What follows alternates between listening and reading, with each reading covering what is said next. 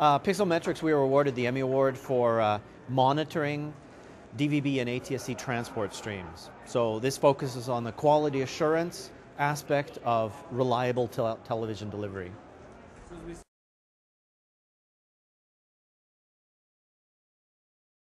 Oh, standards are very important actually because it lends towards either having your systems interoperable or not interoperable. I actually chair one of the committees in the ITU for IPTV monitoring and quality assurance, and this is a tremendous standards development activity. Without that, nothing is going to talk to each other. The broadcast equation, and I mean broadcast more than television, but delivering content to the viewers has become just that much more complicated. You've got content over the web, over internet, over IP, over radio, over satellite, so many different options. And at the same time, there's a virtual explosion of content sources, both traditional, let's say, pay for content, CNN, etc., and then all of the user-generated content that's coming as part of the Web 2.0 discussion.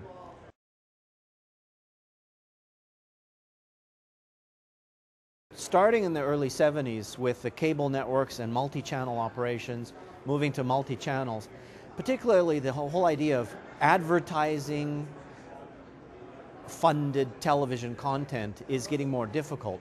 That the advertising dollars being spread so thinly across hundreds or thousands of different content options, there has to be a different model. And that the different delivery mechanisms between the web, internet, satellite, and cable make it even that much more difficult to manage your content delivery.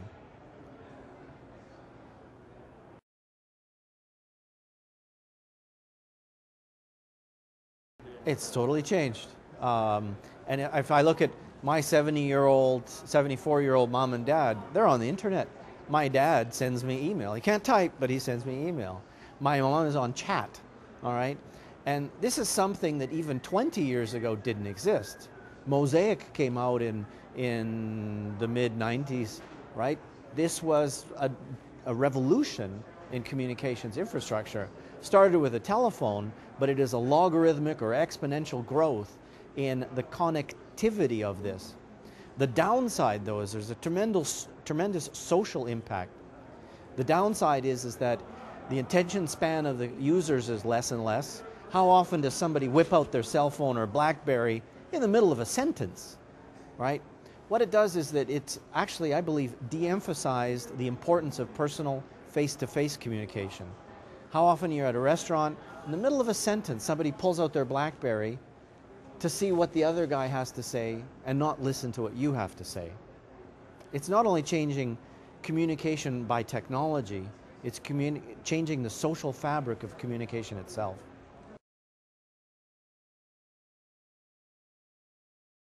That's really interesting because at this moment I don't consider myself a Web 2.0 kind of guy, right? I consume information published by other people. I need my flight schedule on Amadeus. I need my weather on, I need my news, I need my my flight schedule. Did I mention my flight schedule? I need my flight schedule, right? I need that. Do I publish my cooking recipes on Facebook or all the rest of the stuff? No, I don't. I just don't have time.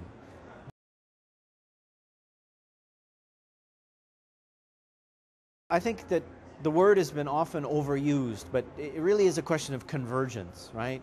Is that you have a ubiquitous layer of communication, all right? And the question is what kind of content, whether that content is produced by a single person and consumed by a single producer, produced by a single going to multiple, or in mesh configurations of the content, the information. So we have two levels, and that we are on the verge of seamless interconnectivity at the first transmission layer where the data is moving between mobile devices, fixed devices, internet devices. I can have my phone transferred to my fixed line telephone within the multimedia convergence. And then that data layer is supporting then all kinds of interesting applications that take advantage of the mobility of that underlying data layer, and then just the information richness of it all. To have this linkage, and you look on the CES show floor today, home media and I want to look at my pictures in my server from grandma's house and all that sort of stuff. It's just the connectivity is growing exponentially. Whether the social factors can catch up with that, that will be a very interesting question in the future.